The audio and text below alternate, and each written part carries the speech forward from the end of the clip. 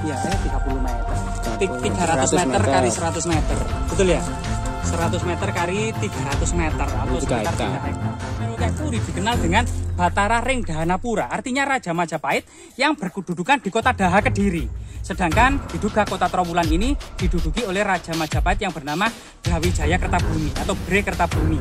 Nah ini. Kemudian dalam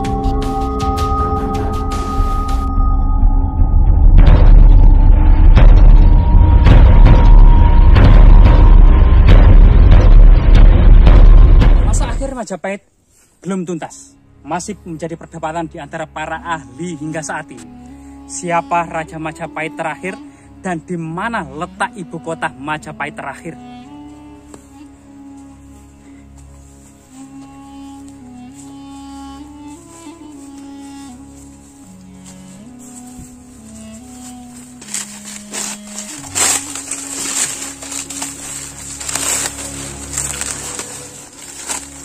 Di lereng Gunung Penanggungan ini masih kita jumpai banyak sekali struktur tembok-tembok batu bata merah kuno yang tebal, tinggi, dan besar pada masanya yang terbuat dari balok-balok batu bata merah. Bahkan angka-angka tahun percandian di lereng Gunung Penanggungan ini banyak yang memuat angka tahun 1511 Masehi atau pertengahan abad ke-16 Masehi. Diduga Majapahit masih eksis di sekitar lereng Gunung Penanggungan.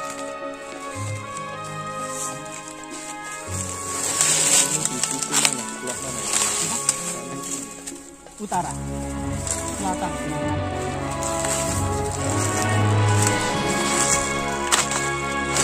Sekat-sekatnya kayak apa ya?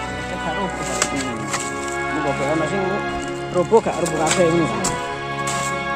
Nah, ini modelnya ini kan, bersap-sap lagi kan. Jadi ini bisa diprediksi itu ya, itu sekitar 3 hektar ya, sekitar 100 meter kali 30 meter ya. Iya, 30 meter. 300 meter kali 100 meter, betul ya?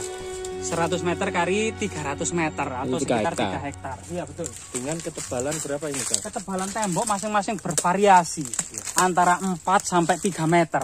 Jadi ini merupakan salah satu diduga ini merupakan tembok benteng istana ya dari segi ketebalannya.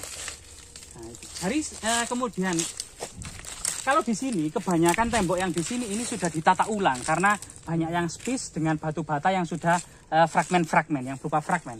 Berbeda dengan struktur yang ada di sana itu terlihat masih asli ya. Asli ya. Ada 2 tempat. Ya.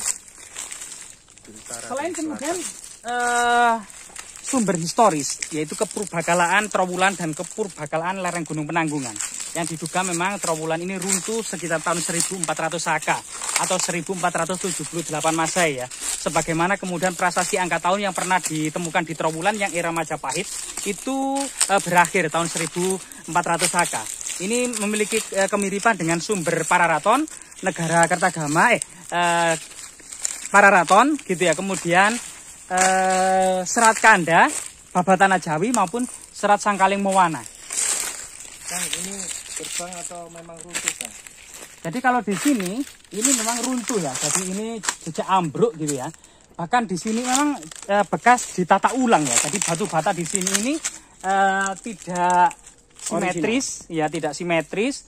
Bahkan berupa fragmen kecil-kecil, tidak utuh-utuh seperti yang bagian bawah. Diduga yang asli ini bagian bawah, yang bagian atas ini sudah pernah ambruk dan ditata ulang dan sebagian dibiarkan ambruk gitu ya. Nah ini. Selain itu juga sumber-sumber historis yang lainnya adalah prasasti Petak ya tahun 1486. Artinya 8 tahun setelah runtuhnya Trowulan ini ternyata Majapahit masih eksis. Tidak ada tanda-tanda Majapahit itu mengalami keruntuhan total. Cuman yang ada adalah perang internal yaitu Duk Ayun-Ayunan Yuda lawaning Majapahit.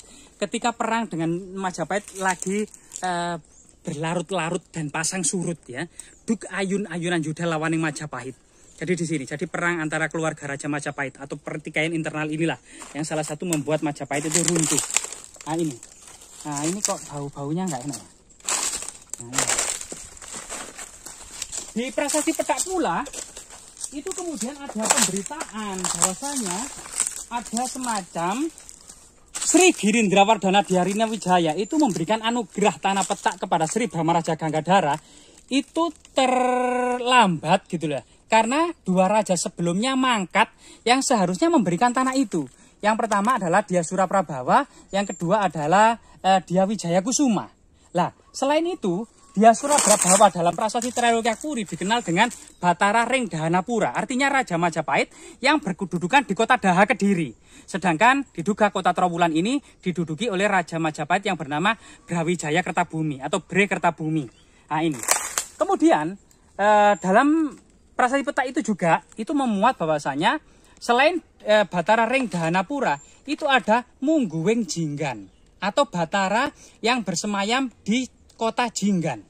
Kota Jinggan ini itu kita hubungkan dengan berita negara Kertagama ya, ketika Raja Hayam Wuruk beserta rombongan bangsawan Majapahit mau berkeliling ke Lumajang, itu pertama-tama melewati Japan yang saat ini Bangsal, kemudian hutan Pandawa, Bebala yang saat ini masih Pendowo gitu ya, kemudian Tebu gitu ya, saat ini masih Tebu, kemudian Bebala, kemudian Kanci, Mandala Panjrak, Pongging, kemudian Jinggan. Jadi kota Jinggan ini terletak di sebelah timur dari kota Pungging dan secara lokalisasi itu sangat-sangat berhubungan dengan lokasi ini.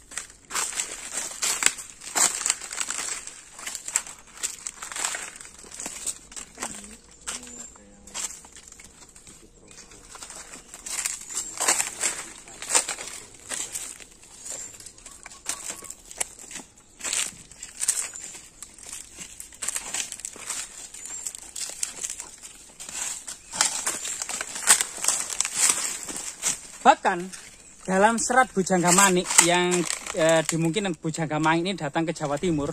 Bujangga Manik ini seorang pangeran Pakuan Pajajaran ya, yang kemudian berkeliling ke seluruh Pulau Jawa dan Pulau Bali, melewati utara Pulau Jawa dan kembali pulang melewati selatan Pulau Jawa. Ini kemudian menulis, sesampai kemudian di ibu kota Majapahit setelah melewati Pelintahan, kemudian Bujangga Manik mendaki Rabut Gajah Mungkur. Rabut Gajah Mungkur saat ini tetap namanya menjadi Bukit Gajah Mungkur yang merupakan salah satu puncak dari kompleks Gunung Penanggungan. Dan kalau memang yang dimaksud itu Majapahit di lokasi ini yang dekat dengan Gajah Mungkur, itu juga bisa jadi juga memang Majapahit yang dimaksud ada Trowulan. Tapi Bujangga Manik itu datang tahun 1500 Masehi. Dan yang memungkinkan seperti prasasti-prasasti yang ada di Gunung Penanggungan, ternyata masih terjadi pembangunan percandian sampai tahun 1511. Bahkan dalam sumber Babat Tanah Jawi, serangan Trenggono, Sultan Trenggono dari Demak menuju Gunung Penanggungan ini tahun 1543 atau pertengahan dari abad ke-16 Masehi ya. Nah ini luar biasa sekali ya. Jadi 1543 Masehi. Semoga kemudian tembok seperti ini bisa dieskavasi secara komprehensif, secara integral dan holistik gitu ya, sampai ke dalam biar tahu bentuknya, struktur melingkar seluruhnya gitu ya. Itu dan terawat dengan baik. Yang saat ini memang tak ubahnya seperti pengemis tuah yang compang-camping, yang tidak terurus gitu ya, yang ditumbuhi semak belukar dan terserak begitu saja. Jasmira, jangan sekali-kali melupakan sejarah.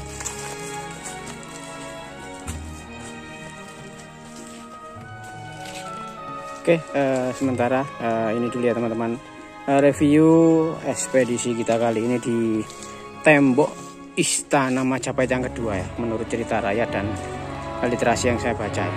Dan keterangan dari narasumber kami dari Kang Ega, semoga bisa menambah wawasan dan edukasi kepurbakalaan kita semuanya. Mohon dimaafkan bila ada kata atau narasi yang kurang, bisa dilengkapi di kolom komentar ya. Mohon maaf bila ada gambar atau kata yang salah atau kurang tepat, saya mohon maaf ya. Oke, akhir kata, wassalamualaikum warahmatullahi wabarakatuh. Salam budaya rahayu, salam sehat damai selalu Nusantaraku.